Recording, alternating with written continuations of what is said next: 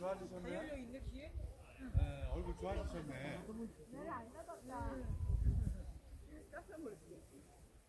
사진 찍어서 뭐하게요? 꽃은 다 졌는데. 안 들려 이제. 몇 분이나 오셨어요? 저기 서울에? 많이 오셨네. 예진이 누님은 못 오셨네 보니까. 앞으로 여기 내놔놨어.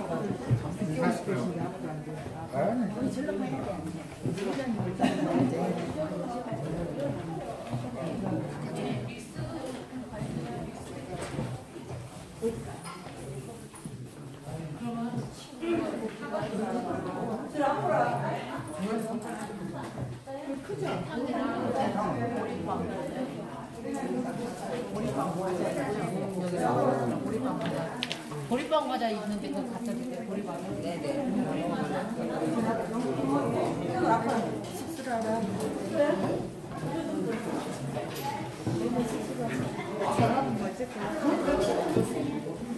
아니 시간이 아직 안 오셨네요.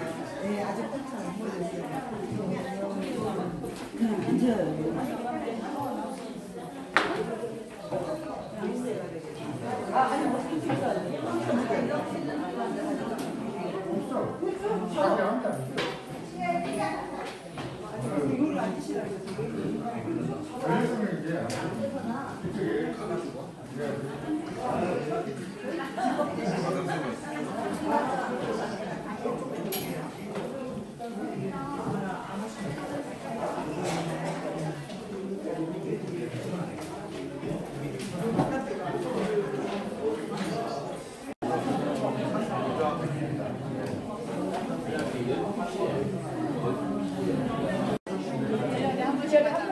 자, 다들 모이신 것 같으니까요. 좀 조용히 해주시고요. 네, 2024년도 전국 레지오 마리아 피정에 오신 저희 레지오 단원분들 그리고 우리 회원분들 정말 환영합니다. 저는 서울성교회 사무국장 김은철 하메이루라고 합니다. 우선 지금 4시부터 6시까지 진행되는 거 지금 시작할 텐데요. 우선 첫 번째로 여기 대구성교회 지도신부님이신 이부흥 토마스 아퀴나스 신부님의 환영사가 있겠습니다. 박수 부탁드립니다.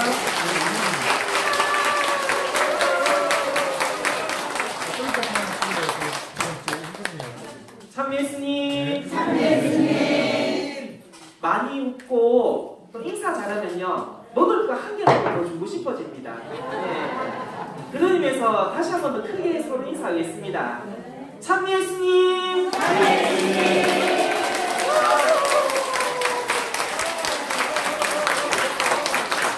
네, 오늘 저녁 식사 맛있는 거 드리겠습니다. 네, 코로나 때문에 정말 다들 고생 많으셨습니다.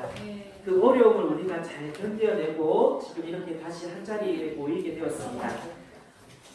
지금 여기 앞에 성모님 이렇게 모셔져 있거든요. 네, 이렇게 예쁘게 상에 성모님 모셔져 있는데 오랜만에 모였으니까 우리 또 성모님께 또 인사를 또 드려야 되지 않겠습니까? 네. 성모님 사랑합니다 라고 한번 또 성모님께 인사드리겠습니다. 하나 둘 셋. 성모님 사랑합니다. 성모님도 사랑하신답니다. 네, 피정은 다름이 아니라 세상의 그 시끄러움으로부터 잠깐 벗어나서 조용한 곳에서 바로 하느님을 만나고 또 함께 모여 기도하는 그런 의미를 가지고 있습니다. 피정을 또 잘하기 위해서 여러분들이 또 지켜줘야 되겠습니다. 이게 뭐냐면은 옆에 있는 사람 방해하면 안 됩니다. 조용히 하느님 만나고 싶어가지고 딱 기도하고 있고 묵상하고 있는데 옆에서 큰 소리시면 어떻게 되겠습니까? 분위기 깨집니다. 네, 그래서 이번 피정 기간 동안에 물론 우리끼리 좋아서 이야기 나누는 건 좋지만 그래도 웬만하면은 조용히 함께 지내면 좋겠습니다. 특별히 화를 내면 안 됩니다. 화를. 화내면 어떻게 됩니까? 네, 화내면은 기분이 상해서 피정할 맛이 안 납니다. 그래서 1박 2일 짧은 시간이지만 여러분들이 꼭 지켜주셔야 되는 거. 옆에 있는 사람 피장 방해하지 말고 그다음 뭐라고요? 화내지 말자. 예, 화내지 마십시오. 화 안 내도 다 알아서 챙겨줍니다. 네, 그리고 이렇게 먼 거리까지 오신다고 수고 많으셨습니다. 이렇게 한 자리에 모여 계셔서 너무 감사드립니다. 특별히 여기 계시면서 숨을 좀 많이 쉬셨으면 좋겠어요. 여기가 어떤 곳이냐면은 대구에서 공기 제일 좋은 곳입니다. 사방팔방 나무밖에 안 보입니다. 나무가 엄청나게 많고 또 신선한 공기가 느껴지실 겁니다. 그래서 숨만 쉬어도 이번 피장 잘하는 겁니다. 그래서 숨 많이 쉬시고 또 이렇게 자주 시간이 날 때 밖에 이렇게 가창게 돌아다니면 좋겠습니다. 정말 잘 오셨고 이곳 한티에 대해서 소개해 줄 분을 제가 소개해 드리도록 하겠습니다. 여러분들이 와 계신 곳 순교 성지입니다. 거룩한 땅입니다. 이곳 한티 순교 성지에 대해서 소개해 주실 정민순 미카엘라 자매님 맞으시죠? 앞에 모시도록 하겠습니다. 큰 박수 부탁드립니다.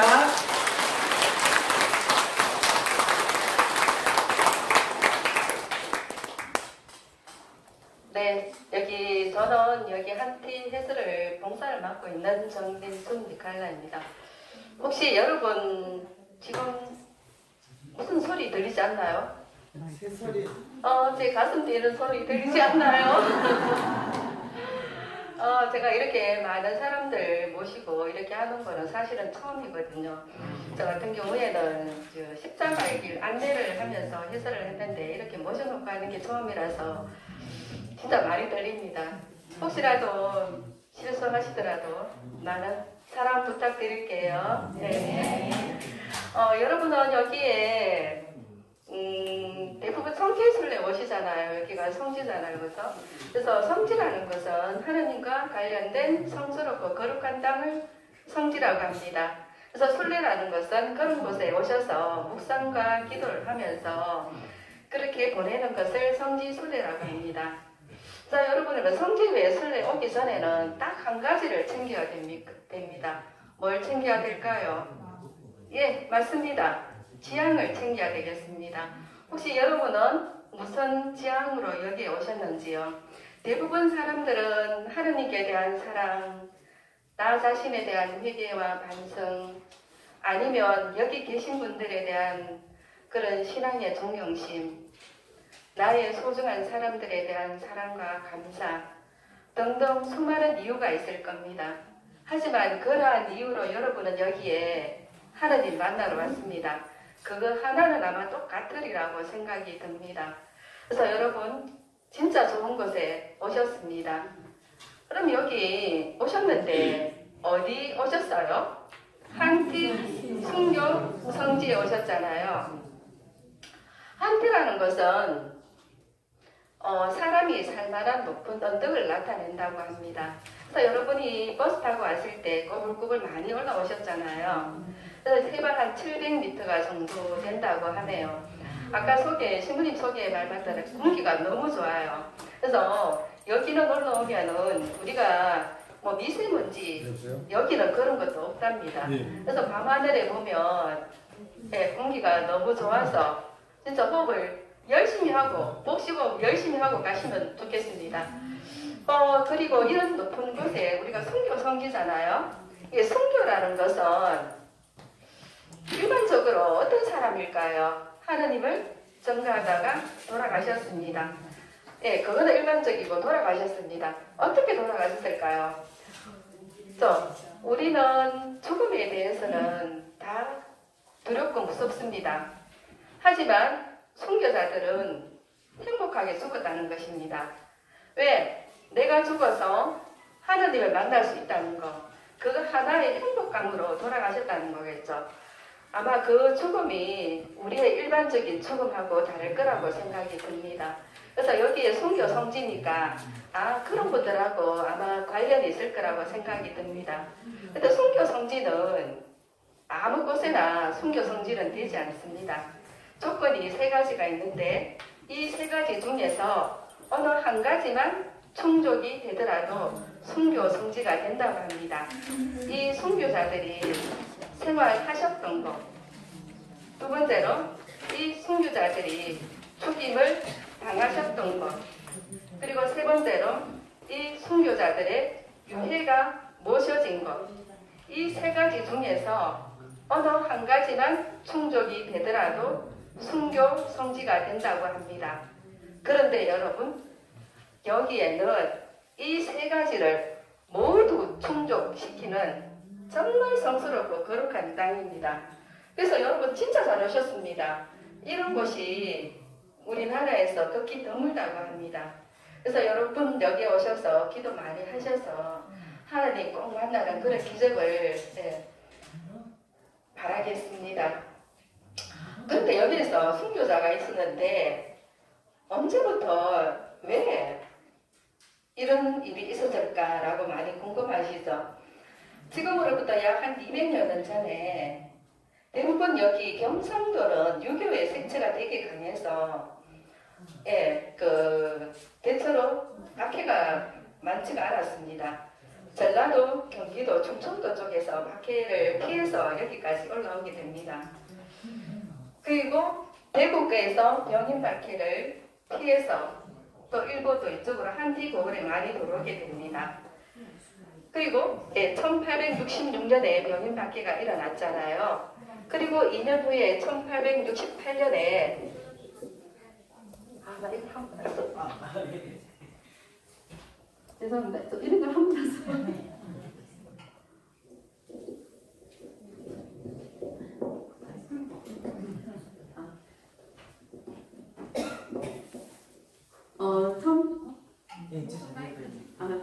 1868년에 어느 주교님이 이제 오베르트 독일 상인을 같이 대원군 아버지 묘를 탐하게 됩니다. 그때 조선시대는 유교가 되게 강했잖아요. 그래서 지금도 살짝 그렇습니다. 누가 부모님 묘를 갖다 만졌다 하면 참 그렇죠, 난리 나죠.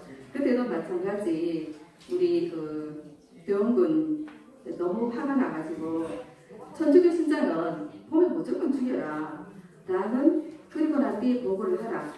그때 우리 백성은 임금님의 유효가 있어야지 죽일 수가 있었거든요. 그때 보면 그런 게 대부분 이렇게 몸에 먼저 죽여라 그리고 보고하라는 게 선참후결이었는데, 그러한 상황은 어떤 상황이냐 하면 위급한 상황, 전쟁같이 위급한 상황이 일어났다고 합니다. 그걸로 본다면 그때 우리 신학의 선조인들은 얼마나 많은 박해를 당했는지 아마 가히 짐작하시리라고 생각이 듭니다. 1868년에 여기도 마찬가지 그 박해의 칼날은 피해갈 수 없었습니다. 이런 봄날에 우리 올라오다 보면 가산산성을 지키던 있거든요. 거기를 지키던 군조들과 서울에서도 군졸들이 내려왔습니다. 그럼 이런 봄에 이 한피고를 둘러쌉니다. 그리고 쳐들어오게 됩니다. 마을을 습격합니다. 오면 득시 배교를 안 하면 무조건 죽였습니다. 그리고 도망쳐서 가잖아요. 바로 벽에 칼을 꽂습니다. 그래서 이 사람들은 아마 이렇게 우리가 여기 보면 묘가 전체 37기가 있거든요. 37기가 있는데 그 37기가 한꺼번에 모아서가 있는 게 아니고 곳곳에 흩어져 있습니다. 왜냐? 도망가시다가 돌아가셨기 때문에. 그리고 여기 그 군졸들은 여기 있는 사람을 모두 죽였습니다. 그리고 마을에 불까지 지르게 됩니다. 그렇죠? 그러니까 산 사람이 아무도 없다고 볼 수 있겠죠. 그런데 살아남은 사람이 있었습니다. 누가 살아남았을까요? 어떤 애기들한테 물어보면 베드로요, 예수님요 이렇게 말을 해요. 여기는 왜 유난히 여기 보면 참나무가 되게 많거든요. 우리 참나무로 뭘 할 수 있습니까? 네, 숯과 또 사기를 구울 수가 있습니다. 그것을 짊어지고 군이나 대구 상터에 탈망합니다. 그 사람들이 돌아오게 됩니다. 네. 그 사람들이 돌아와서 보니까 곳곳에 죽은 검붉은 시신들로 덮여져 있었고 마을은 불타져 있고, 그리고 날은 어두워집니다. 날이 어두워지면 왜 짐승들이 또 습격이 또 무시 못하잖아요. 그래서 그 후손들은 어쩔 수 없이 죽은 그 자리에 묘를 쓸 수밖에 없었습니다. 그리고 일부 훼손이 너무 심해서 이게 손으로 만들 수 없을 정도였다고 합니다. 그래서 그 사람들은 죽은 그 자리에 묘를 쓰면서 그리고 피로 물들인 이 성스럽고 거룩한 땅에 우리는 살 수 없다. 우리는 죄인이다라고 해서 이 한디 마을, 그 한디 마을이 있거든요. 그 밑에 내려와서 살았다고 합니다. 지금은 우리가 여기가 도로가 나고 해서 한디 그 마을이 되게 좋아 보이는데 옛날에는 그게 진짜 풀로 또 물로 덮여진 그런 곳이고 그리고 겨울에는 그렇게 찬바람이 많이 분다고 하네요. 그래서 그 후손들은 거기에서 겨울에 찬바람을 맞으면서 보속하는 삶을 살았다고 합니다. 그리고 우리가 여기는 보면 십자가의 길이 일반적으로 뭐 평지라든지 어떤 길을 따라 하는데 여기는 묘를 따라서 십자가의 길이 되어 있습니다. 근데 여기는 전체 37기가 있는데 십자가의 길이는 19기만 기도를 하게끔 되어 있습니다. 그래서 십자가의 길 따라서 또 기도할 수 있는 곳이 아마 여기 유일하지 않을까라고 생각이 듭니다. 우리가 십자가의 길을 하다 보면은 1기, 2기를 보면 1기는 돌틈에 묘가 있어요. 그리고 2기는 이렇게 흘러내리는 곳에 금방이라도 흘러내릴 것 같은 그런 곳에 묘가 있습니다. 그리고 곳곳에 보면은 몇 자리가 아닌 곳에 묘가 이렇게 많이 있습니다. 제가 아까 앞서 설명한 것이 아마 이해가 되시리라고 생각이 듭니다. 여기는 전체 37기인데 이름이 있는 분은 4기밖에 없어요. 나머지 분들은 다 이름이 없습니다. 첫 번째 조아기, 최달바라, 조가르로 이 세 분이 나란히 이렇게 묘가 써져가 있는데 이렇게 이분은 왜 이렇게 이름이 있느냐? 그분의 아들이 그때 그 당시 12살이었습니다. 살아남았습니다. 그래서 살아남았는데 살아남고 그 어떤 현장을 보게 되겠죠. 그리고 그분이 공소시장을 물려받게 됩니다. 왜냐요? 그분의 아버지가 공소회장을 하다가 그때 그 당시 순교를 하게 됩니다. 그래서 주위에서 너 공소회장을 해라. 아마 어른들이 일을 하셨겠죠. 그죠? 그래서 그분이 공소회장을 하면서 이것이고 그리고 이분의 묘소도 아마 이것도 37기 안에 들어있습니다. 근데 아마 달라요. 순교자의 묘는 십자가에서 번호가 적혀 있거든요. 네, 그렇게 그분의 또 공소회장 했다라고 아마 또 이렇게 비석에 보면은 그거같이 적혀져 있고요. 그러면 이분의 아버지를 한번 볼게요. 조가눌로인데 이분이 풍량조시거든요. 근데 여러분들 왜? 라고 이렇게 말할지 모르겠는데 풍량조시가 그때 조선시대에 천주교를 박해하면서 정권을 잡았거든요. 그런데 이 사람이 천주교를 믿었어요. 어떻게 되겠어요? 그쵸? 가문에서 쫓겨났습니다. 그리고 집도 불태워버렸습니다. 그래서 이 사람이 신앙을 어디서 받아들였나 하면 상주 구두실에서 신앙을 받아들이고 그리고 문종에서 쫓겨나면서 충청도 황강 상천에서 한 3년 동안 떠돌이 생활을 하게 됩니다. 그때 그 당시 우리가 그때 그 당시 땅을 파먹고 살았잖아요. 그럼 그 사람이 떠돌이 생활을 한다는 것은 어떻게 될까요?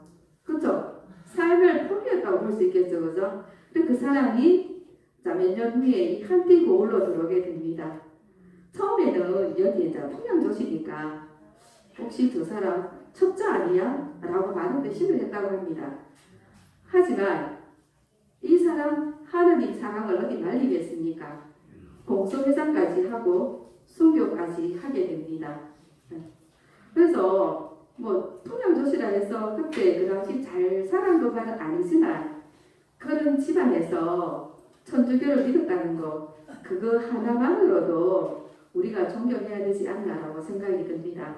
그래서 우리가 저희들이 십자가의 길을 안내할 때 간혹 거기에서 기도도 하지만 성가도 부르고 거기에서 많은 기도를 하고 있습니다.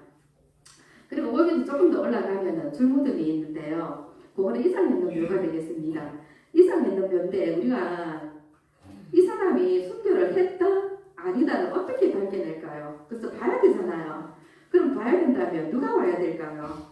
그래서 의사 선생님, 해외 의사 선생님이 오셔야 되는데 이걸 밝혀낼 경우에는 사람들이 많이 예측을 한다고 합니다.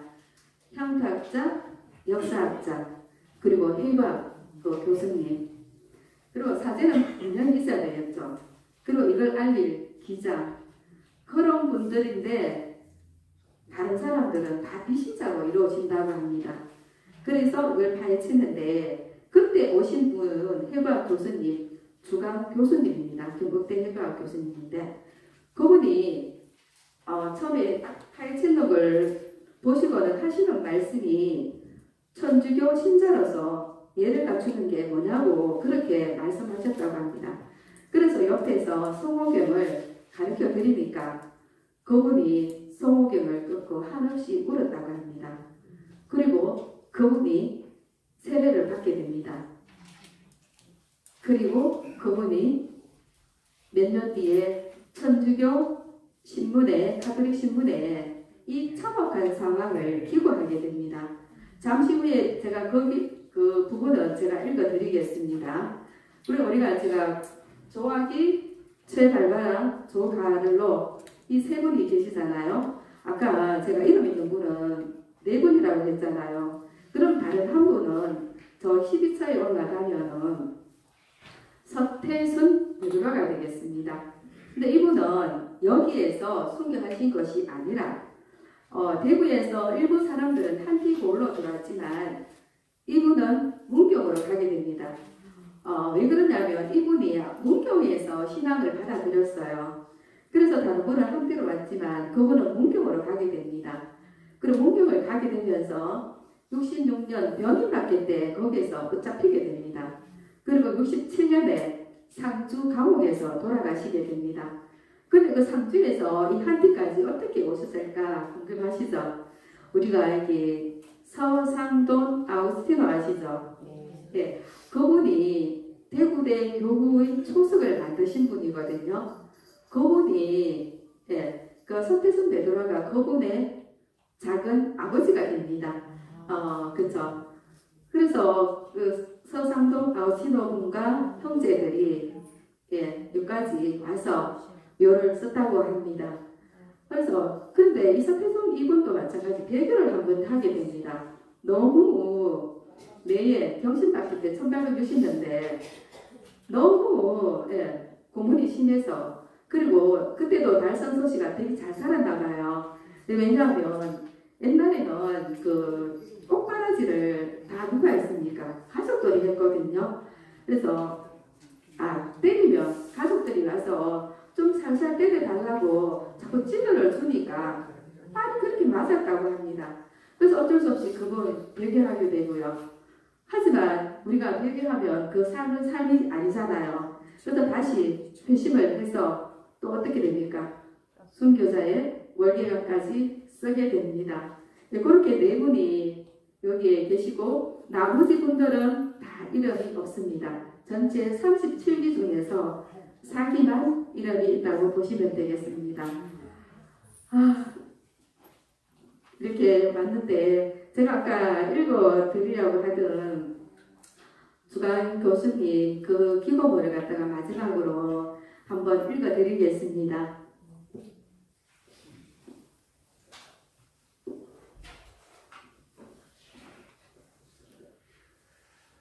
하늘도 없고 땅도 없는가 파헤친 묘 일기는 들어갈 수도 없는 비탈길의 마지막 부분에 있었다. 서 있기도 힘든 곳을 어느 분이 이토록 정성스레 발굴하셨는지 누워있는 백골을 쳐다본 순간 나는 더 이상 서 있을 수가 없어 덥석 주저앉고 말았다. 시신의 목이 없었다.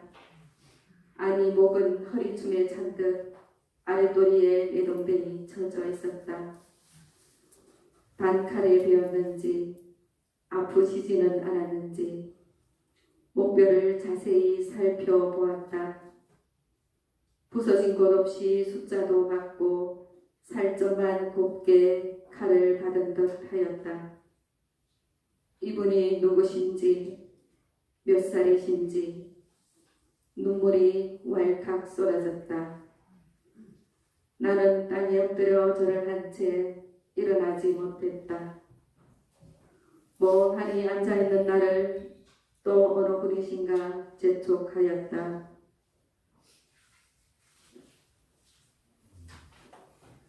그분을 따라 솔가지에 눈을 찔리며 미끌미끌 허겁지겁 산길을 탔다. 이것도 묘가 있을 수 없는 가파른 곳이었다. 이번에도 목은 제자리가 아니라 아예 발꿈치 부분에 놓여져 있었다. 묻으려면 곱게 묻지 아무 곳에나 아무렇게나 이럴 수가 있는가. 뜨거운 것이 끝없이 흘러나왔다. 이것 보소. 이분은 외롭지 않네. 딱 6, 7세 듬직한 어린아이의 하얀 뼈가 평평한 땅 위에 어미 옆에 꼭 안겨있는 듯 놓여져 있었다. 사내 아이였다. 머리뼈에는 상처가 있었다. 내가 왜 해박을 공부하여 이런 험한 꼴을 보는가. 혼자 중얼거리며 도살장에 속 끌려가듯 당도한 곳은 산 아래 다른 마을의 입구였다. 뼈는 뼈 같은데 무언가 이상하다는 일행 중 한 사람의 말이었다. 꽤 소리 지르지 마소. 소 열무 썰듯 사람을 아랫도리에서 한번 땡캉 작두질하고 발목에서 또 한 번 땡캉하여 긴 뼈만 2개가 가지런하였다. 죽을 놈들. 큰소리 부모의 햇살은 예쁘다. 한 줄로 길게 되어 다시 산으로 오른다. 마지막으로 두 시신이 합장된 듯한 곳에 닿았다. 한눈에 여자임을 알아보았다. 나이도 많지 않았다. 누군가가 처녀이지요 하였다. 그래서 힘없이 한 번 웃었다. 한 처녀는 얼굴뼈가 이겨져 있었고 다른 한 처녀는 머리통에 큰 구멍이 나 있었다.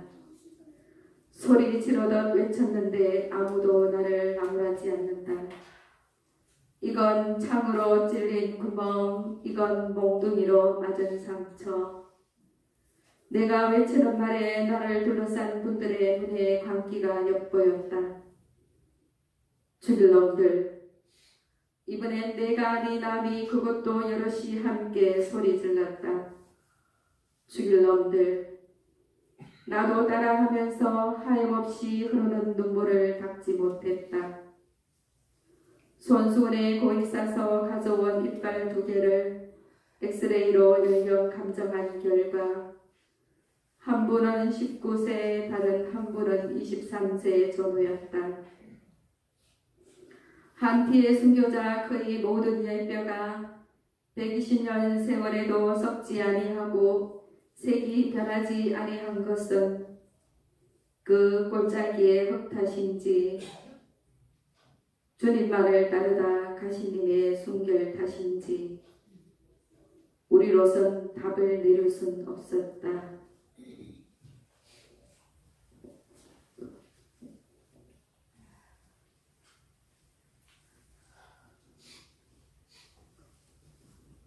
제가 여러분을 안 봐야 되는데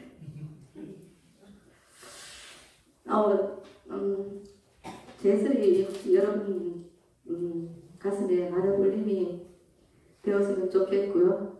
그리고 딱 한 말씀만 드리겠습니다. 우리 혹시 강곡 4개 성지 가보셨나요? 그게 그 초대 신부님 임간일로 신부님 하신 말씀을 저 인용하겠습니다. 저는 여러분을 만나기 전부터 사랑했습니다. 사랑합니다. 감사합니다.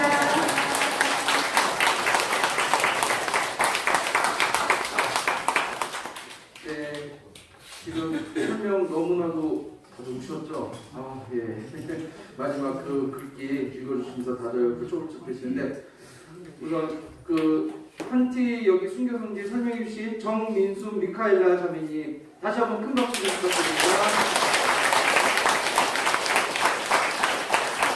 예, 이제 슬픈 마음은 가라앉히시고 이제 저희 레지오 활동 이제 시작하겠습니다.